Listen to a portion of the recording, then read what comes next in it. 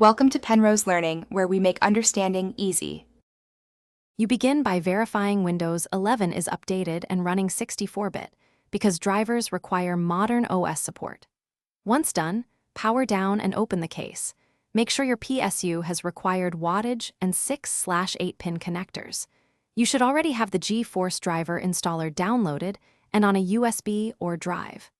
Now position the GPU into the PCIe X16 slot and secure it. This first physical step prevents connection and driver errors later, so don't skip fastening the bracket. You power on the PC after confirming cables and screws. The system should post and Windows will detect new hardware. If it stalls, recheck seating and cables. Once Windows loads, open Device Manager to confirm the GPU appears under Display Adapters. This confirms PCIe communication.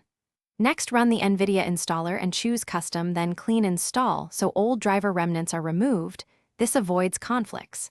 Install the driver. Let the installer finish, and reboot when it asks to complete kernel-level driver integration.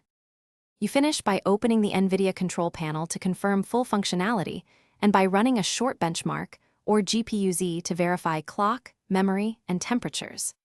If display or driver crashes occur, boot safe mode and use display driver uninstaller to remove drivers cleanly, then reseat the card and reinstall drivers.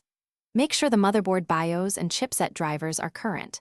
Outdated firmware can block proper PCIe negotiation. That single troubleshooting step, the then clean reinstall, fixes most stubborn Windows 11 GPU problems.